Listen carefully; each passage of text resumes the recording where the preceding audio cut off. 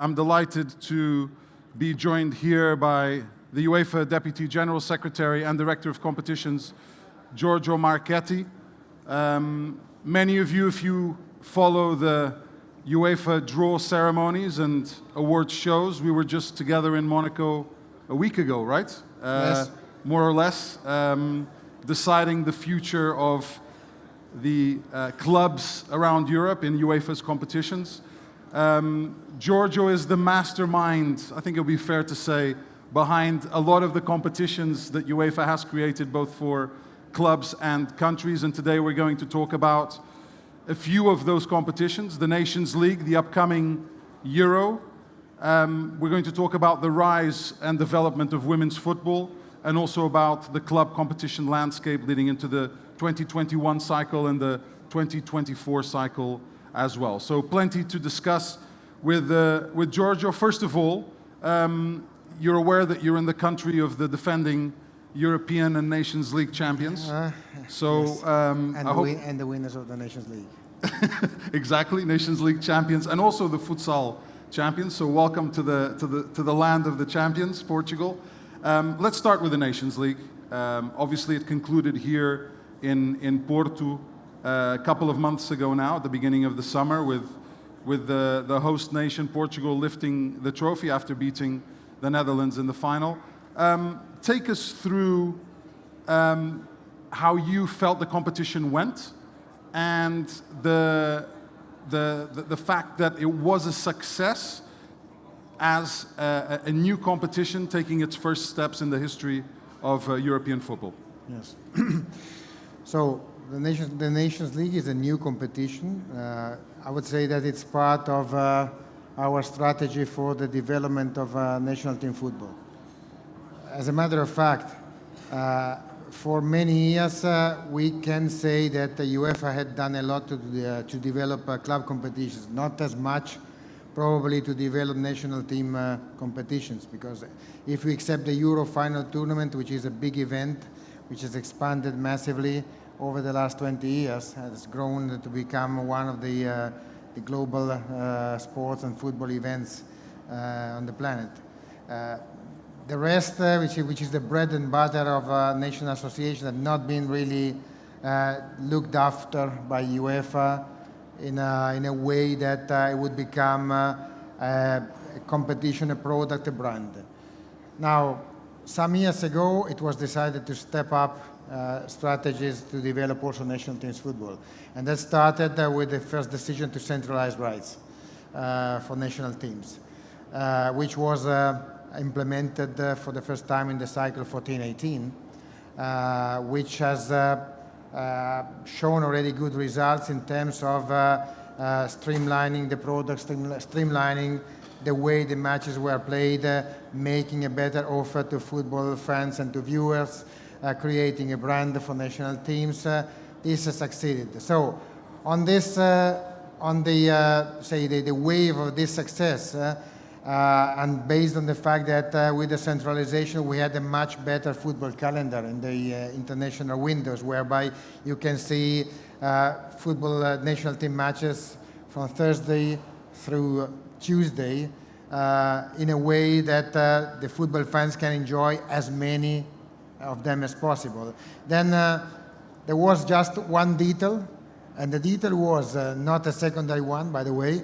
The detail was that the national teams were the only type of football teams playing practically 40% of their matches as friendlies.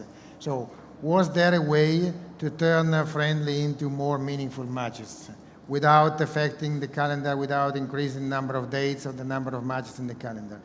And that's where we came up with this idea of the Nations League, which gives now the type of calendar that you see on the screen, which looks much more simplified, much more streamlined, with two competitions which have some interlinks as well, because as you know, the Nations League will also express the teams which will play the playoffs to qualify for the last four places in the Euro.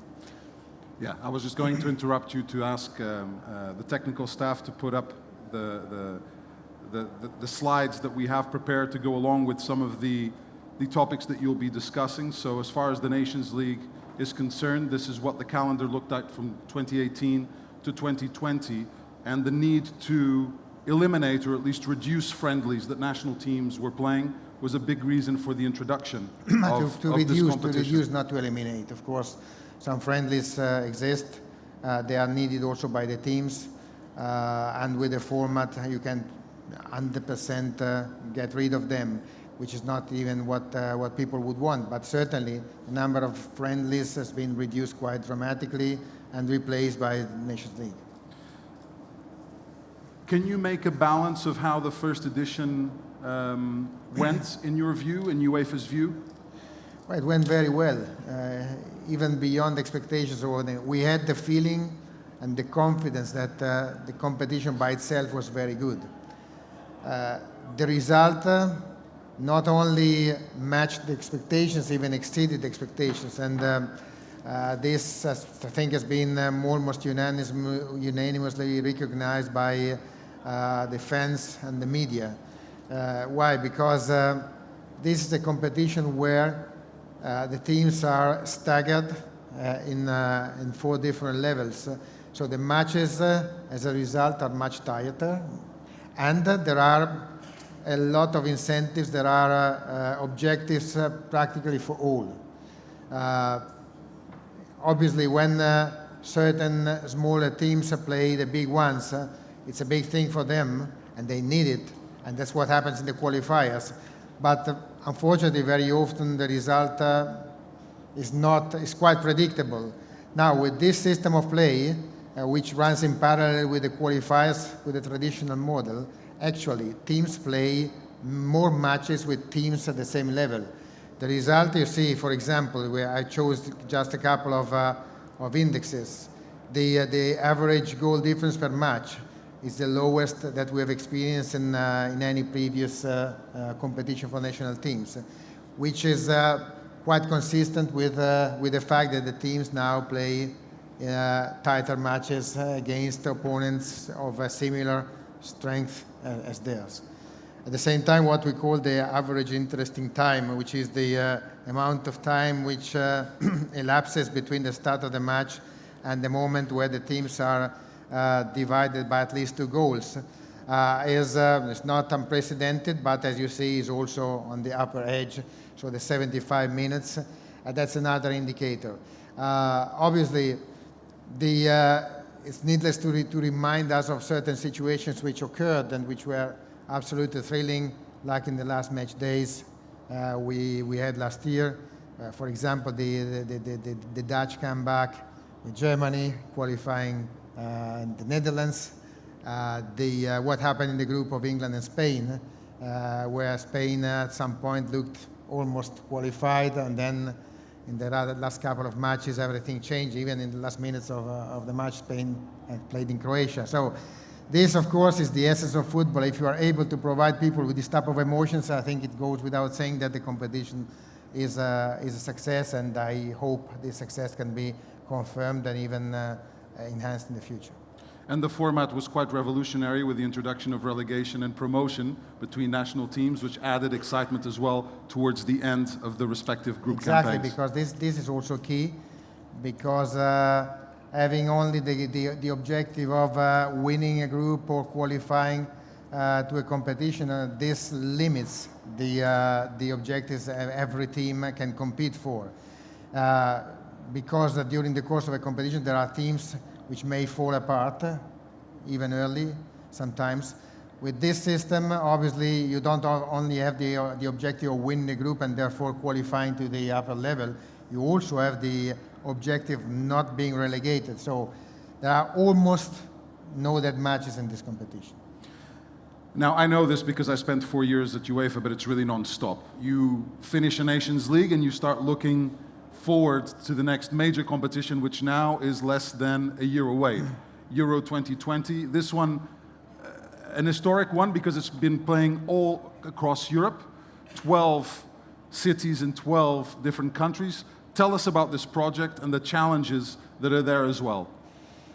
Well, the project took shape like this because the next one is a Jubilee edition, is the edition of the 60 year. So the first final of a European Championship was played in 1960. So in 2020 it will be exactly 60 years from the inception of the European Championship. So UEFA thought that it was worth, say, some kind of special arrangement. That's why the idea popped up of having a Euro for Europe, so a Euro not played in one or two countries, but a Euro really played across the European territory from east to west, from north to south.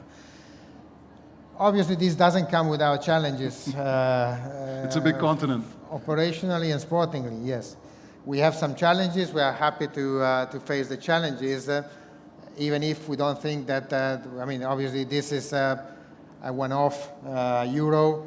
It's not going to be repeated, and as a matter of fact, the next edition will take place in Germany, so it's already been awarded there. But certainly the meaning of playing not in one country, but to play across 12 different countries in Europe is quite a strong one.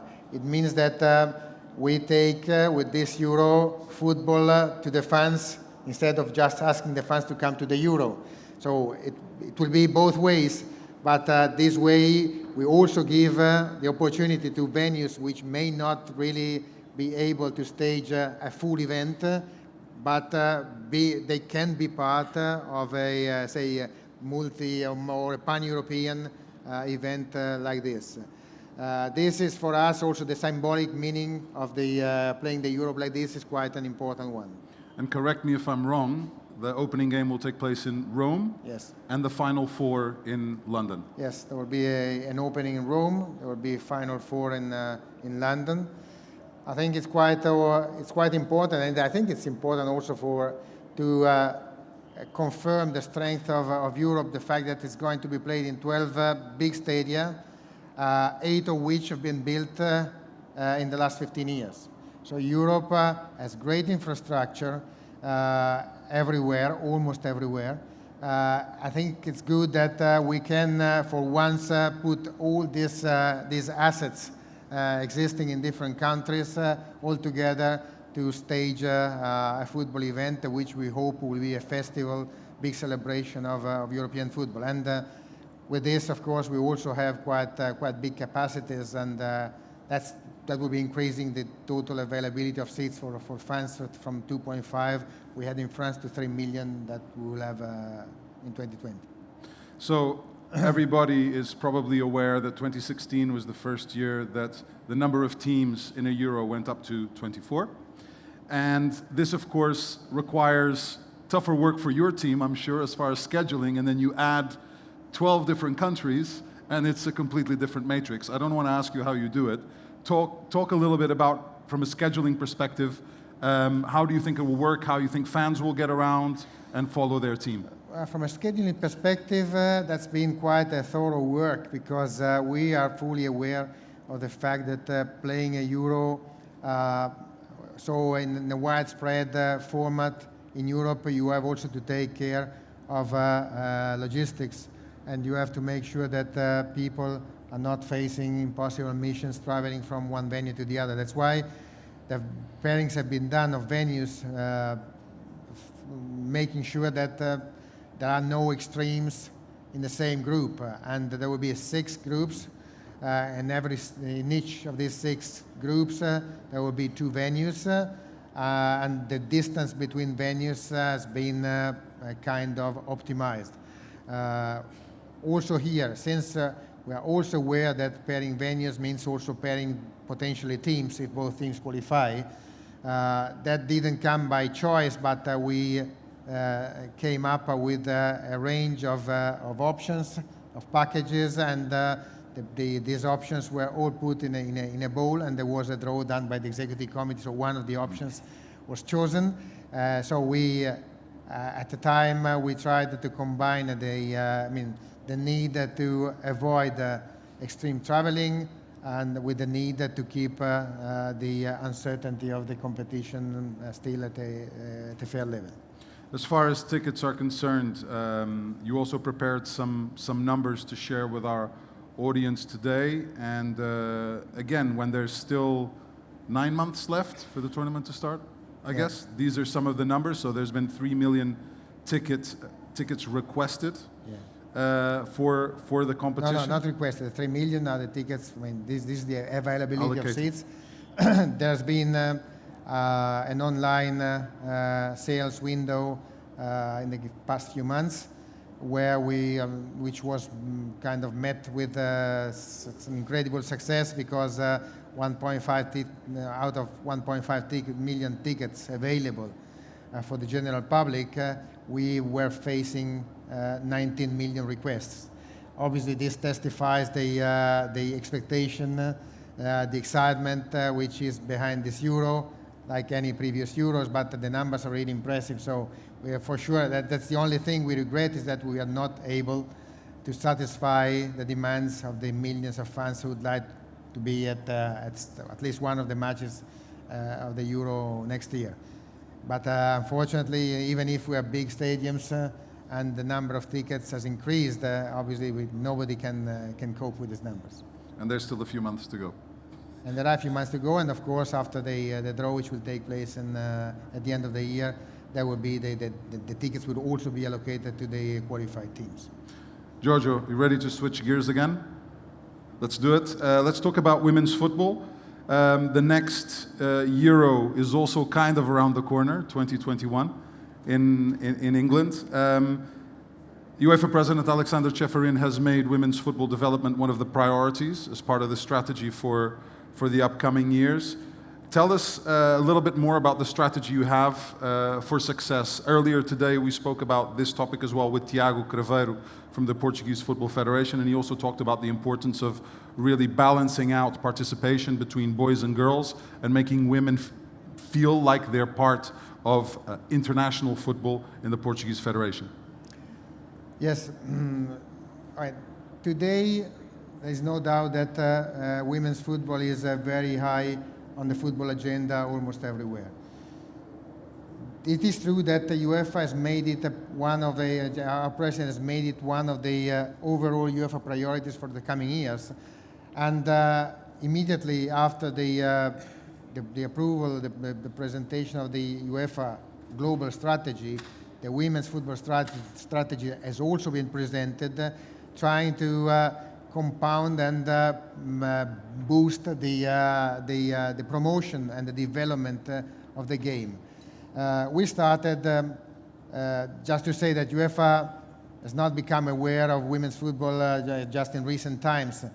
We've been developing women's competitions for far more than a decade.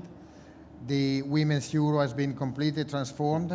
It has become another massive event, as we have seen in 2017 in the Netherlands. The Women's Cup became the Women's Champions League. In the meantime, many clubs, many top clubs, have also embarked in women's football, which I think is part of the booming of the game and the success of the game. Now, we thought after what has been done in the past years and after the investment that UEFA has been doing with its associations in women's football, with a yearly allocation, so an investment of 5 million per year in distributions to federations, which has been now increased by 50%, so now it's around 7.5 million per year distributed to associations just to develop women's football. Now we have come up with a strategy, and the strategy is tackling really all the different elements, the different parts of the game, and it tackles mainly the participation of women in football at all levels: playing, coaching, refereeing, having managing responsibilities in football. Because that's what really we think needs to be pursued in order to have a 360-degree evolution and development of the game, and for women and for women in the game. The formats of women competitions, both from national team competitions and club competitions, has been evolving. One could say the same about men's club competitions. And let's also focus as we take a look from a great picture. Actually, I was actually here for this final. Netherlands, Denmark, right? Yes. 2017. Amazing, amazing experience. The country really got behind it, and hopefully that'll happen in England as well. Some incredible TV figures in the two countries. As I was saying, moving on to men's club competition format, starting in 2021, we'll have a new competition that will debut. I don't think there's an official name for it yet. Not correct? yet, but there will be one soon. Okay, you're not in a condition to reveal that exclusively here today. Not today, unfortunately, but it will be revealed soon. We are in the pipeline for the decision, so will not. For now, it's UEL2.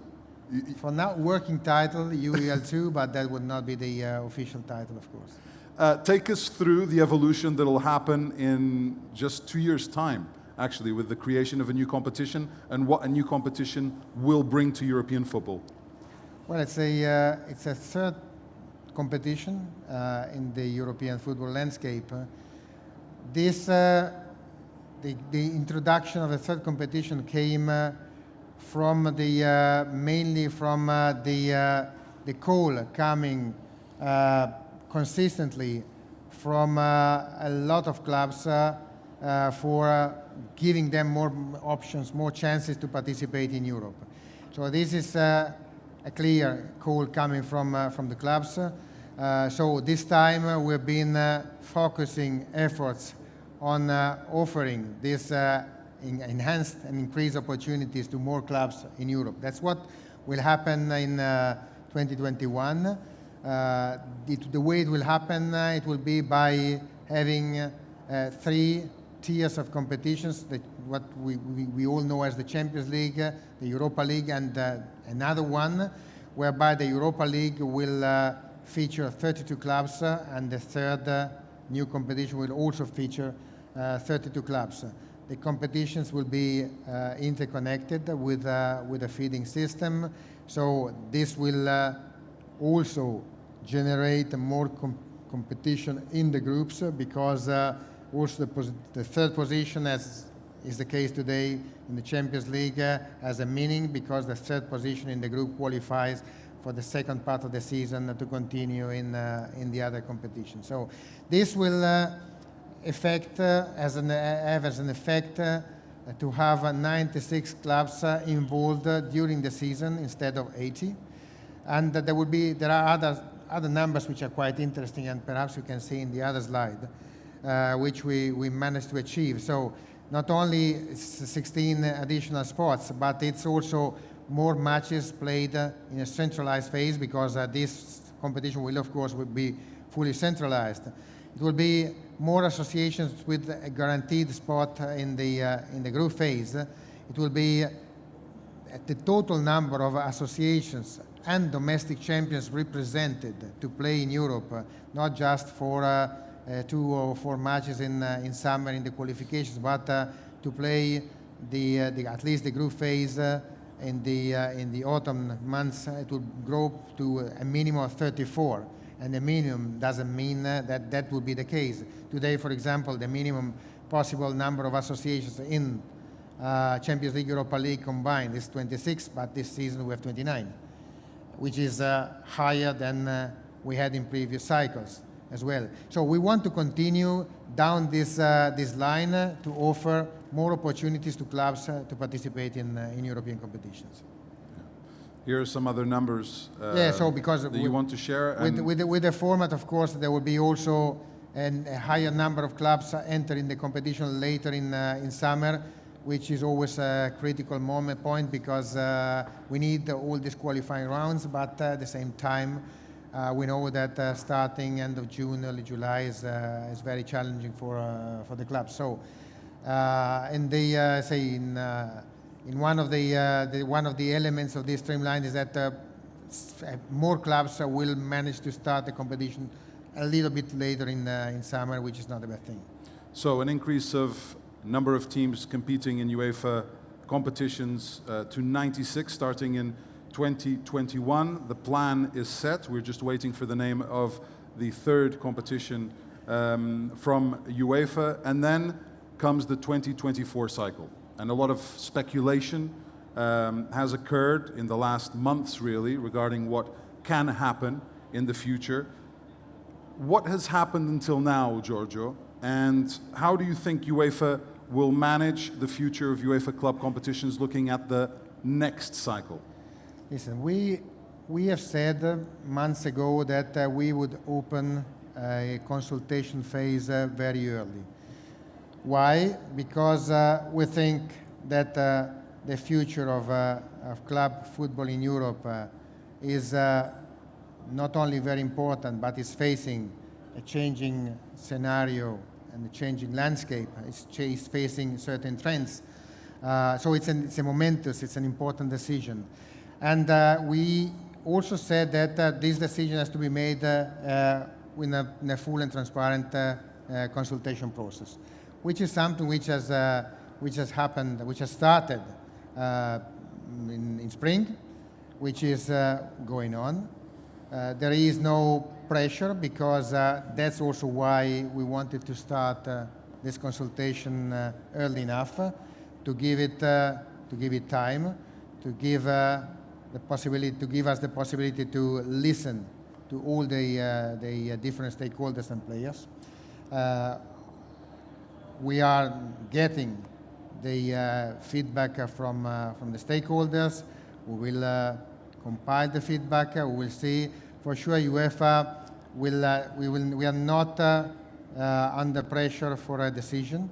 For sure, the process will expand into next year, and a decision will be made when we think that we will be ready to do it. There has been feedback from a variety of stakeholders throughout the process, and I imagine that there are a lot of challenges ahead as you look into the future, as you try to decide what's best for European football. So what do you take into consideration when you look at these challenges and at the landscape that you have in front of you in the decisions that you make? Listen, there are many challenges, we know, because not only because of